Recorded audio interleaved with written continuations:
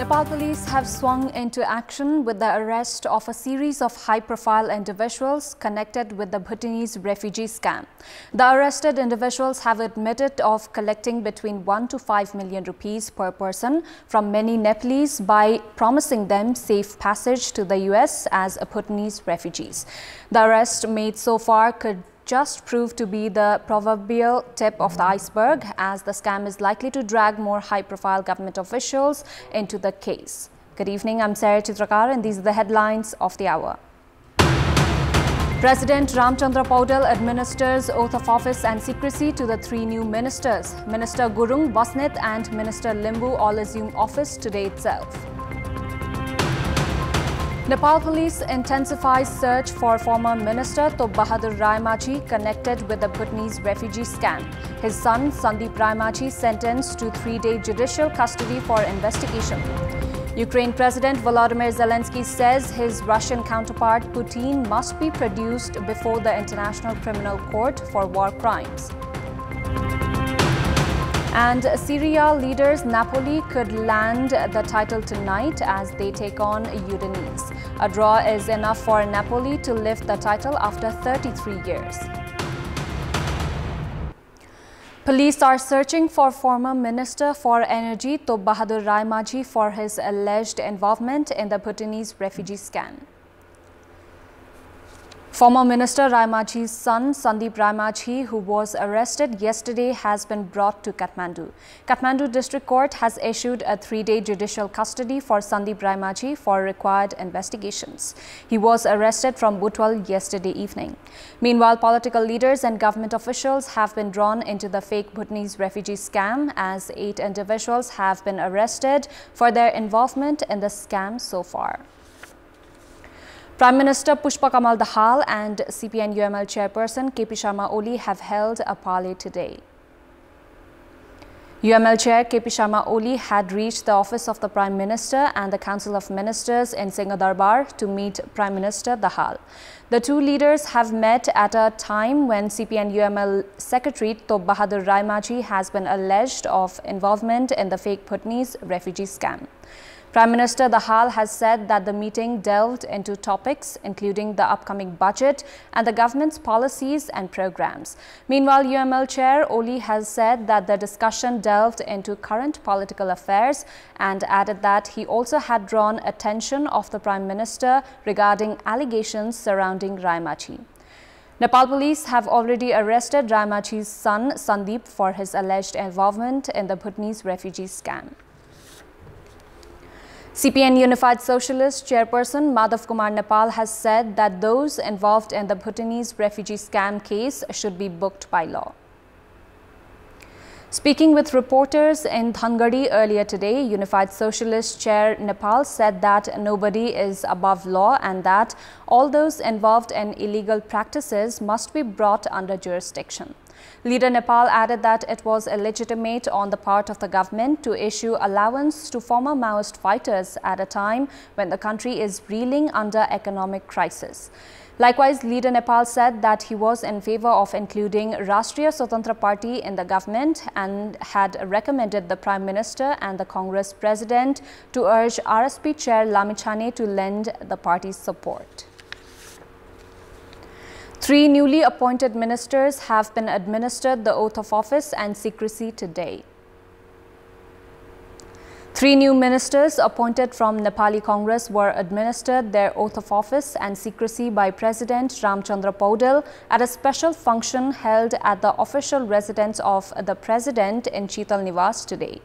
On the recommendation of Prime Minister Pushpa Kamal Dahal, President Paudel had appointed Dhanraj Gurung as the Minister for Law, Justice and Parliamentary Affairs, Mohan Bahadur Basnet as the Minister for Health and Population, and Dik Bahadur Limbu as the Minister for Youth and Sports.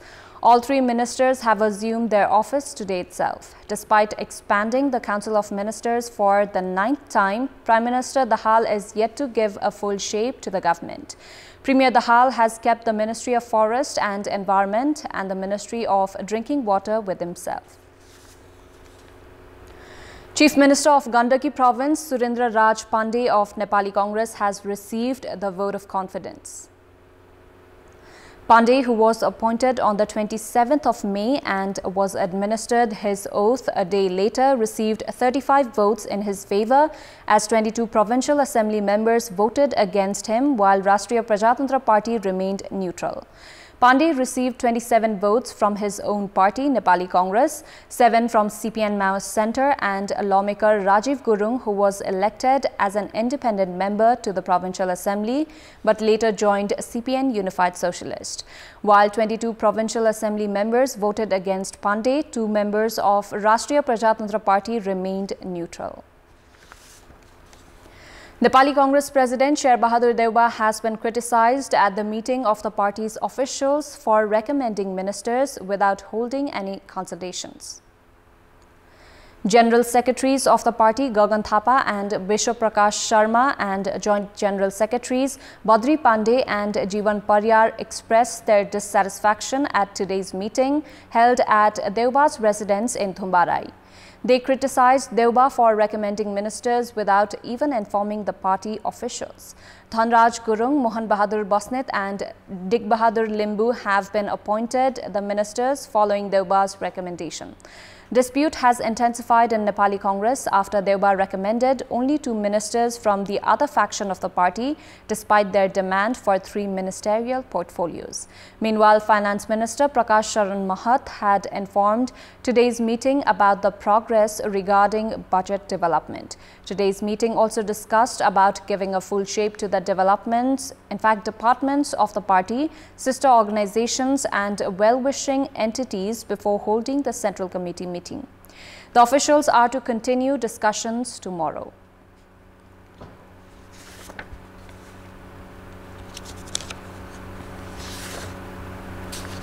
Vice President Ram Prasad Yadav has said that the government must play the role of a guardian to establish industrial environment in the country. Addressing the 28th Annual General Assembly of the Federation of Grill and Steel Association Nepal, Vice President Yadav said that the umbrella organizations of industrialists must identify exportable goods and establish their industries. Yadav called on the government to make arrangements for raw materials and investments for such industries. The industrial traders, meanwhile, expressed grievances of a declining confidence due to exorbitant interest rate on loan. Journalists, including Kantipur television reporter Bharat Rawal, was honored during the program. We'll take a short break here. We have more news coming up. The country has been witnessing rain for the past few days. Although it is normal to receive light rainfall during the pre-monsoon season, continuous rain for the past few days has plummeted temperature across the country. Continuous rain has been reported in majority of the places in Koshi, Madhes and Bagmati provinces today. The Weather Forecasting Division earlier today predicted thundershower along with lightning, urging the residents of hilly region to adopt necessary precautions. Moderate rain is being witnessed across the country due to the effects of the westerly wind. The division has said that despite prediction of considerable improvement in the weather condition from tonight, some places across the country will witness rain with thunder and lightning. According to the division, the hilly region will witness light rain tomorrow, while the weather will be generally clear in other parts of the country. The division has said that Sudur Pashchim and Karnali provinces as well as the hilly region will witness light to moderate rain on Saturday. Senior meteorologist Barun Paudel said that gradual improvement in the weather condition will be witnessed from tomorrow. District Disaster Management Committee Sankwa Sabha has clarified that there are no risks of burst of the embankment as the water level in the lake formed following a landslide in Fyaksinda of Makalu Rural Municipality was decreasing. After taking stock of the lake formed following the landslide of Fyaksinda of Makalu Rural Municipality in Sankwa Sabha, the committee has clarified that there are no risks. The committee had visited the site following concerns from the local residents. A 3-kilometer-long lake was formed at the construction site of the embankment of the 900-megawatt capacity Arun 3rd hydroelectricity project following a landslide on Sunday.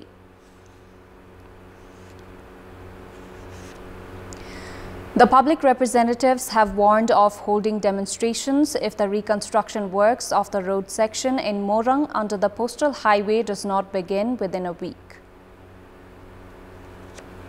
The public representatives of all the three local levels connected by the postal highway held a press meet earlier today and warned of holding protest if the reconstruction works of the 30-kilometer road section between Ratua Khola and Keshlia Khola in Viratnagar does not resume within a week. Apart from the road section in Rangeli, the construction of the road in Morang under the postal highway have halted for the past 2 months. A contract was signed in the Nepali fiscal year 2076 for the construction of 4-lane road section within 3 years. The deadline has been extended until October-November this year. However, only 16 kilometers of the road section has been blacktopped as of now. Time now for our segment, Public Pulse, where you text us with your opinion. Public Pulse. Here's the question. What do you term the preparation to ease the examination system of grade 12? Your options are A, timely and appropriate step, B, to stop exodus of students, and C, relief for students. Voting is on. Type any WS, select your option A, B or C and send it to 34001 to share your opinion with us. Time now for international update.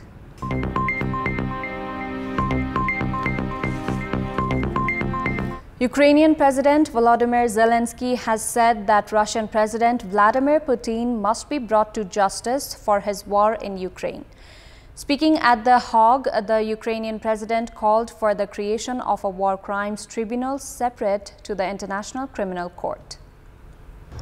The ICC, which is based in The Hague and which Zelensky visited earlier in the day, issued an arrest warrant for Putin for suspected deportation of children from Ukraine. But it does not have jurisdiction over alleged crimes of aggression, and the European Commission, among others, has already brought its support for the creation of a separate international center for the prosecution of the crime of aggression in Ukraine that would be set up in The Hague. Major legal and practical questions remain around how such a court would be legitimized, either by a group of countries supporting it or with approval from the UN General Assembly. Russia is not a member of the ICC and already rejects its jurisdiction. It denies committing atrocities during its conflict with Ukraine, which it terms a special operation to demilitarize its neighbor. Earlier in the day, in his first official visit to the Netherlands, Zelensky visited the ICC for just under an hour, while he is expected to call on Dutch Prime Minister Mark Rutte in a short while away from now. That's all for the moment. Thank you for watching. Bye for now.